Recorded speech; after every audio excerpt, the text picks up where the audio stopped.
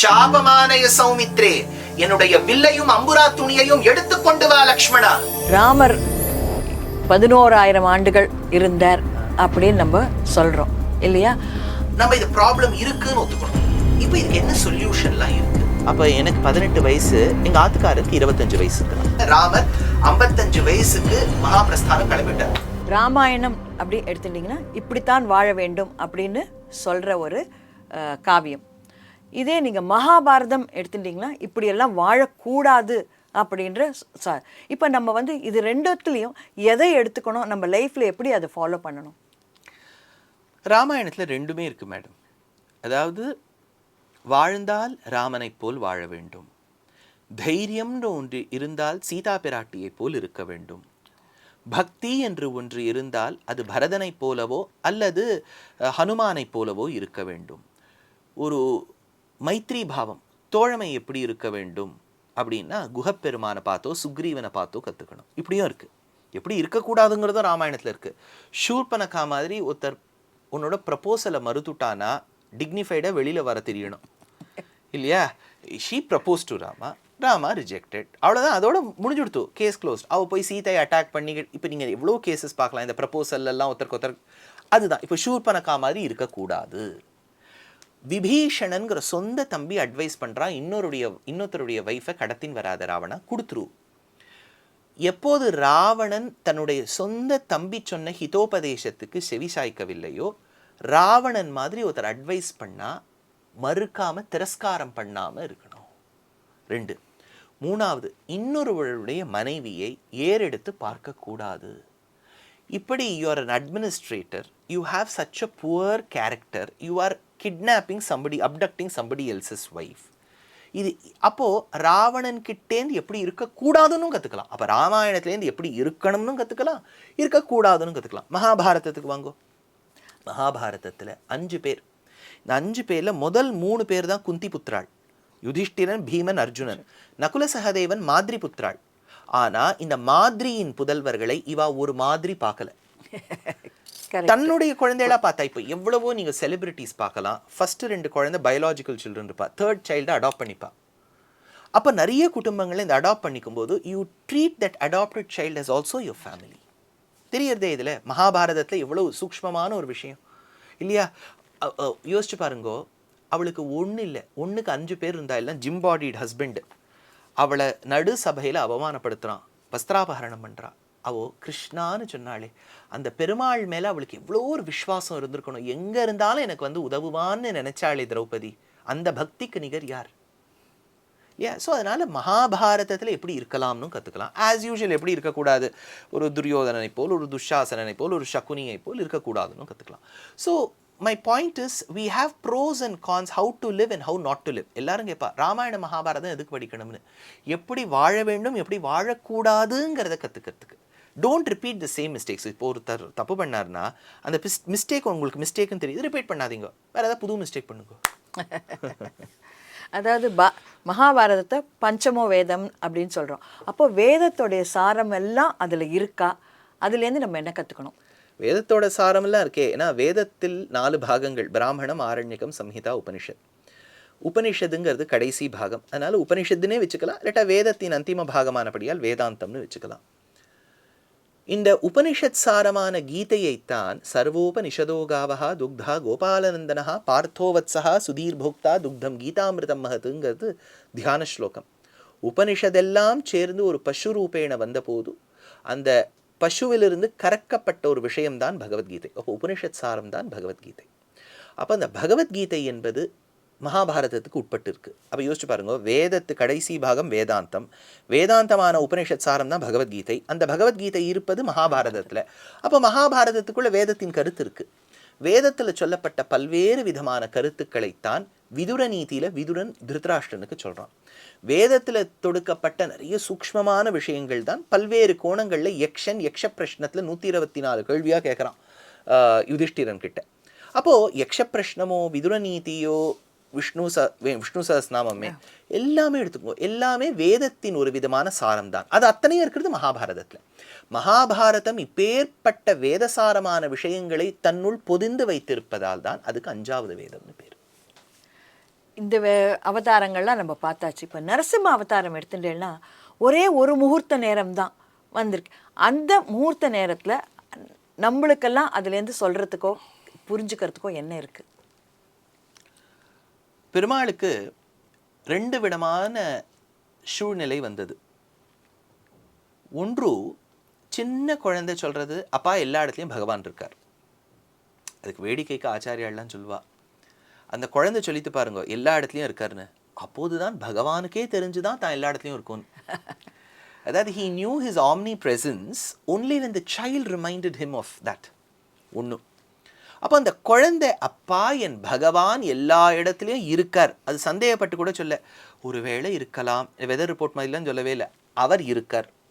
அப்போ அந்த குழந்தையின் வார்த்தையை பகவான் காப்பாற்றணும். ஏன்னா அவன் அந்த தூணை தட்டி பகவான் ஒரு வேளை வரலன்னு வச்சுக்கோங்க, அவன் ஏசி பேசுவானே, என்னடா ஏனோ கடவுள் கடவுள் நீ எங்கே வந்தார் அப்படின்னு கேட்பான்.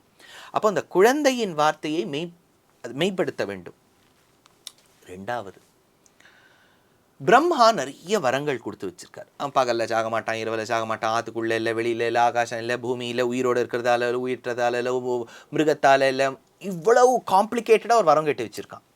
இப்போ பிரம்மாவின் வரங்களை மீறிண்டு பகவானால் வர முடியும். அவர் சர்வலோகேஸ்வரனா சங்கச்சக்கர கதாபாணியாவே வந்து வதம் பண்ண முடியும். அப்போ என்ன ஆகிடும், தன்னை அண்டி நம்பி பிழைக்கக்கூடிய ஒரு முக்கியமான தேவதையான பிரம்மாவின் வார்த்தையை அவர் காப்பாற்றாம போயிட்டார்னு ஆயிடும். அப்போ பிரம்மாவின் வரங்களுக்கும் உட்பட்டு வரணும். குழந்தையினுடைய இந்த இடத்துல இருக்கார், எல்லா இடத்துலையும் இருக்காருன்னு அந்த குழந்தை வார்த்தையும் காப்பாற்றணும், மெய்ப்படுத்தணும். அப்புறம் சத்தியம் விதாத்தும் நிஜபிருத்திய பாஷிதம்னு 2 பேருடைய வார்த்தையும் காப்பாற்றணும். அப்போ பகவான் நரசிம்மரா வரணும், பிரதோஷ வேளையில் வரணும், படி மேலே உட்காரணும், மடி மேலே உட்காத்தி வச்சுக்கணும், நக்கங்களால் கிழிக்கணும், பிரஹ்லாதன் சொன்ன அந்த தூண்லேருந்து வரணும். அப்போ யோசிச்சு பாருங்கோ, இவ்வளவு இக்கட்டுக்கு நடுவில் பெருமாள் வந்து ஒரு பக்தன் வார்த்தையை காப்பாற்றுறாருன்னா, நம்மளும் லைஃப்பில் எவ்வளோ கமிட்மெண்ட்ஸ் பண்ணுறோம். எவ்வளவோ கமிட்மெண்ட்ஸ்க்கு நடுவில் நம்ம ஸ்வதர்மத்தையும் காப்பாற்றணும். பெருமாள் எப்படி இவ்வளவு இக்கட்டுக்கு நடுவில் எல்லாத்தையும் காப்பாற்றின்னு வந்தாரோ, நம்மளும் நம்ம நாட்டுக்காக ஒரு as a citizen I have a responsibility to do fundamental dutiesன்னு சிலது இருக்குது. As a society I have certain duties. As a family I have bound by duties. As an individual I'm bound. As a ஜீவாத்மா இந்த சரீரம் I have to do my அனுஷ்டானம். இது அத்தனையும் பாதுகாத்தால் அப்போது நரசிம்ஹாவதாரத்துக்கும் நமக்கும் சாமியம் ஏற்படும். 2வது என்னன்னா, குரோதம், கோபம் என்பது ஒரு குணம். நம்ம என்னென்ன பொதுவாக இது காம குரோத லோப மோக மதமாச்சரியங்கள், கோவப்படப்படாதுன்னா எதுக்கு கோவப்படப்படாதுன்னு இருக்கு இல்லையா? இப்போ ஒரு பத்னி ரோட்ல நடந்து போயிட்டு இருக்கா, அந்த பத்னியோட செயின் ஒருத்தன் கடத்திடுறான், இப்படி இழுத்துன்னு போயிடுறான். அப்போ அந்த பத்னி என்ன எக்ஸ்பெக்ட் பண்ணுவோம், ஆத்துக்காரர் கோவம் வரும், ஒரு ஓடுவர்னு. அவர் வந்து உடனே சாந்தமா, அம்மா இந்த உலகத்தில் எது வந்தது எது போனது, இந்த செயின் பறந்து சென்றது, போனால் போகட்டும்னா அந்த திருடனுக்கு அடி கிடைக்கிறதோ இல்லையோ. எந்த இடத்துல இப்ப ராமரே சாந்தமான ஸ்வரூபி, ரொம்ப சாந்தர், கருணா காக்குத்ஸ்தன்னு பேர். ராமருக்கு கோபமே வராதும்பா. 3 நாள் சயனித்து கிடந்தான் ராமன் திருப்புல்லானில. அப்போ சமுத்திரராஜா வரவில்லை. சாபமானய சௌமித்ரே, என்னுடைய வில்லையும் அம்புரா துணியையும் எடுத்துக்கொண்டு வா லக்ஷ்மணா அப்படின்னார். அப்படியே பயந்துட்டான். அப்புறம் அவன் ஐயோ சுவாமி மன்னிச்சு, சும்மா கோவப்பட்டேன்டா அப்படின்ட்டார் சமயானிக்கு. ஸோ என்னன்னா ராமருக்கும் கோவம் வந்திருக்கு. திரௌபதியை வஸ்திராபகரணம் பண்ணி முடிச்சு அவ வனப்பர்வால இருக்கும்போது கிருஷ்ணர் வந்து அழறார், ஐயோ என்னுடைய தோழிக்கு இப்படி நடந்துடுத்தே, விடமாட்டேன் அம்மா, உன்னை அபமானம் படுத்தினவர்களை விடமாட்டேன்னு ஒரு கோவத்துல சத்திய சங்கல்பம் பண்றார் பெருமாள். கிருஷ்ணருக்கு கோவம் வருது, ராமருக்கு கோவம் வருது. காரணம் என்னன்னா, அது காரணமா வரணும். எல்லார பார்த்தும் கத்தின்னு இருக்கக்கூடாது, எல்லார பார்த்தும் கெட்ட வார்த்தை சொல்லிட்டு இருக்கக்கூடாது, எல்லா ஆச்சாரியாலும் தூஷணம் பண்ணக்கூடாது. வர காரணம் ஒழுங்கா இருக்கணும், வர அளவில் வரணும். அப்புறம் ஒரு மீடியாவில் இப்போ உங்கள் எதிர்க்க நான் பேசுகிறேன், சோஷியல் மீடியாவில் பேசுகிறேன், டிவியில் பேசுகிறேன், எங்கே இருந்தாலும் கோவப்பட்டாலும் வார்த்தையை விட்டுடக்கூடாது. அந்த அடக்கம் வேண்டும். எந்த வார்த்தையை பயன்படுத்தலாம், படுத்தக்கூடாது. அதுவும் ஒரு பெண், முக்கியமாக ஒரு பெண்ணுன்னா அவகிட்ட எப்படி நடந்துக்கணும், how should you respect women, இதெல்லாம் சில விஷயங்கள்லாம் இருக்குது. அப்படி உங்களுக்கு பிடிக்கலையா, பேசாமல் இருந்துருதே பெட்டர். ஸோ இந்த மாதிரி விஷயங்கள்லாம் வச்சா இந்த கோபம் இதெல்லாம், அப்போ அந்த கோபத்துக்கு ஒரு அடையாளமாக நரசிம்மர் இருக்கார் பாருங்க. இப்போ ரௌத்ரம், ஆனால் அந்த ரௌத்ரத்திலே அவர் என்ன பண்ணார், ஒருத்தனை கிழிக்கிறார், தேசிகன் எடுக்கிறார். சட்டாபட்டல பீஷணே சரபச அட்டஹாசோத்பட்டே ஸ்புரத்கிருதி பரிஸ்புடத் புருக்குட்டிகேபி வக்திரே கிருதே கிருபா கபடகேசரிந்தனுஜடிம்ப தத்தஸ்தனா. எந்த நகத்தால கிழிக்கிறாரோ அதே கண்களால் பிரஹ்லாதனை பார்த்து ஒரு தாய் பால் குழந்தையை பார்த்து பால் சுரப்பது போல் சுரந்தாராம். அப்போ யார்கிட்ட எப்படி நடந்துக்கணும்னு தன்மை இருக்கு பாருங்க, அது நரசிம்மர்கிட்டே நம்ம கத்துக்கலாம். இந்த மாதிரி பல விஷயங்கள் கத்துக்கலாம். ஷார்ட் டைம்ல வந்தார், நான் சொல்லுவேன் அவர் வந்து ஷார்ட் டைம் ஸ்வீட் அவதாரம். டக்குன்னு வந்தார், காரியத்தை முடிச்சார், கிளம்பினார். ராமர் மாதிரி கிருஷ்ணர் மாதிரி 100 வருஷம் இப்படிலாம் இருந்து இதுவே இல்லை. வந்தார், டப்பான்னு முடிச்சார், காரியத்தை முடிச்சார், பிரஹ்லாதனுக்கு அனுகிரகம் பண்ணார், எல்லா பக்தாலும் நன்னா இருக்கணும், கிளம்பி விட்டார். ஸோ எனக்கு ரொம்ப பிடிச்சது நரசிம்ம அவதாரம். ஷார்ட் அண்ட் ஸ்வீட்டாக முடிச்சுடலாம். இப்போ நீங்கள் சொன்னதுலேயே ஒரே ஒரு கேள்வி, ராமர் 11,000 ஆண்டுகள் இருந்தார் அப்படின்னு நம்ம சொல்கிறோம் இல்லையா? அதை பற்றி இப்போது நிறைய சர்ச்சைகள்லாம் போயின்னு இருக்கு. இப்போ வந்து உங்கள்கிட்டயே அதை கேட்டு விடுறேன். ஸோ அதை பற்றி நீங்கள் என்ன சொல்ல விரும்புகிறீங்க? இல்லை நிறைய லெவல்ஸில் இருக்குது மேடம். இது நம்ம புரிஞ்சுக்கணும். ஃபஸ்ட்டு நம்ம ப்ரிமைஸை புரிஞ்சுக்கணும். ப்ரிமைஸை புரிஞ்சுட்டோன்னா we will understand what are all the things there. First 11,000 வருஷம்னு அந்த நம்ம ப்ராப்ளம் ஸ்டேட்மெண்ட்டை புரிஞ்சுக்குமோ ஃபஸ்ட்டு, அப்புறம் சொல்யூஷனுக்கு வரலாம். ப்ராப்ளம் ஸ்டேட்மெண்ட்டில் ப்ராப்ளம் இருக்கான்னு பார்த்தா 7 இடங்களில் ராமாயணத்தில் வருது. 4 places in பாலகாண்டம், 2 places in யுத்தகாண்டம், 1 place in உத்தரகாண்டம். தசவருஷ சஹசிராணி தசவருஷ சதானிச்ச 10,000 + 1000 11,000 வருடங்கள் 2 காரணத்தில் வருது. ராமோ ராஜ்யம் உபாசித்வா, ராமர் ராஜ்ய பரிபாலனம் செய்தார். 2வது யாகம் செய்தார். தசவருஷ சஹசிராணி தசவருஷ சதானிச்ச, அப்புறம் தசவருஷ சஹசிராணி வாஜிமேதான் அதாகரோத், அஸ்வமேதம் பண்ணார். ஒன்று ராஜ்யம் பண்ணார், அஸ்வமேதம் பண்ணார். சரி, இப்போ நான் ஃபஸ்ட்டு உங்ககிட்ட எதிர்க்க கேட்குறது என்னென்னா, இப்போ உங்கள் பேரனோ பேத்தியோ யாரோ இருக்கா ஆற்றுல, நீங்கள் ராமாயணம் நல்லா கற்றுக் கொடுக்கணும்னு நினைக்கிறேன், இல்லை ராமாயணம் சொல்லின்னு வரேன். இப்போ நீங்கள் திடீர்னு சொல்லி 11,000 வருஷம் ராமர் ஆண்டார். அப்போ அந்த குழந்தை அப்படியே கேட்டுட்டு இருக்குமா, உங்களை திருப்பி கேள்வி கேட்குமா? இப்போ இருக்கிற குழந்தைகள் திருப்பி கேட்டுடும், 11,000 இஸ் இட் பாசிபிள் அப்படின்னு கேட்குங்கள். அப்போ நான் அதுக்கெல்லாம் பதில் சொல்கிறேன். இப்போ அதுக்கு முன்னாடி நீங்கள் என்ன சொல்லி சமாளிப்பேன்? இல்லை, இது வந்து வேற யுகம், இது அந்த யுகத்தில் இப்படியெல்லாம் நடந்திருக்கும் அப்படின்னு சொல்லுவேன். Very good. இதுதான் நிறைய பேர் சொல்லின்னு வரா. ஸோ அதில் எங்கே ப்ராப்ளம் வருதுங்கிறத நம்ம அப்புறம் பார்க்கலாம். ஃபஸ்ட்டு நம்ம இது ப்ராப்ளம் இருக்குதுன்னு ஒத்துக்கணும். இப்போ இதுக்கு என்ன சொல்யூஷன்லாம் இருக்குது? ஸ்ரீமத் ராமாயணத்தில் ராமருடைய வயசு கட்டங்கள்லாம் நிறைய இடங்களில் வருது. அதாவது விஸ்வாமித்திரர் வந்து பிரார்த்திக்கிற, தசரதா உன் பிள்ளை கொடு. அப்போ அவர் சொல்கிறார், ஊன ஷோடச வருஷோ மே ராமஹா, என் பிள்ளைக்கு 16 கூட ஆகலையேங்கிறார். 1. 2வது சீதையை அபகரிக்க வந்த அந்த கடத்த வந்த ராவணன் சன்னியாசி ரூபத்தில் இருக்கும்போது அவள் என்ன சொல்கிறா, அவளுக்கு தெரியல இது ராவணன். அப்போ சொல்கிறா, நான் வந்து அயோத்தியாலேருந்து கிளம்பினேன், அப்போ எனக்கு 18 வயசு, எங்கள் ஆத்துக்காரருக்கு 25 வயசுங்கிறான். 2. 3வது மாரீச்சன் வந்து சொல்கிறான், ராவணா என்னை பொன்மானா போன்னு சொல்கிறியே, ராமன் 12 வயசில் இருக்கும்போது என்னை அடின்னு அடித்தான், அப்போ 12 வயசுன்னு தெரியுது. 4வது சுந்தர காண்டத்தில் சீதா பிராட்டி ஹனுமான் கிட்ட சொல்கிறா, கல்யாணம் கழிந்த பின் 12 வருடங்கள் நானும் ராமனும் அயோத்தியில் வாழ்ந்தோம். சொல்லியாச்சா? கௌசல்யா ராமரை பார்த்தா, ஐயோ என் குழந்தை காட்டு கிளம்புறதே, என் வயத்திலேருந்து, அதாவது என்ன சொல்கிறான்னா, நீ பிறந்தத்திலிருந்து 17 வருஷம் ஆயிடுத்தேங்கிறா.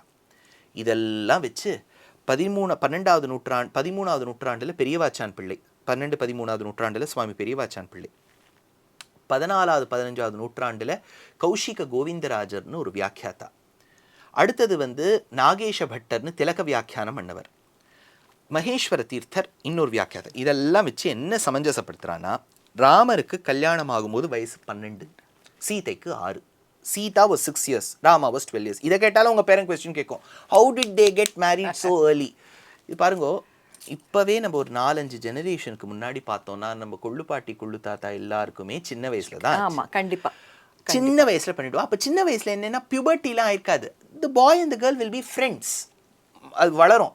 அப்புறம் அந்த ஏஜ் வந்த உடனே they will live like a couple. சின்ன வயசில் சின்ன பொண்ணு கல்யாணம், அதுக்கு தான் மடியிலலாம் உட்காத்தி வச்சு பண்ணி வைப்பான்.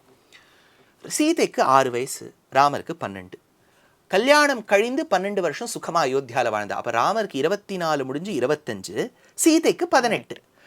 அப்புறம் 14 இயர்ஸ் ராமர் காட்டுக்கு போயிருக்கார். அப்போ 39 ராமர் திரும்பி வரும்போது பட்டாபிஷேகம் 39 வயசில் வந்துட்டார். 2 வருஷம் கழிந்து, பட்டாபிஷேகம் 39 வயசில், +2 இயர்ஸ்க்கு அப்புறம் தான் கர்ப்பவதியாரா சீதை. இது எப்படி தெரியறதுன்னா, உத்தரகாண்டத்தில் ஒரு இடத்துல கோவிந்தராஜர் மென்ஷன் பண்றார்.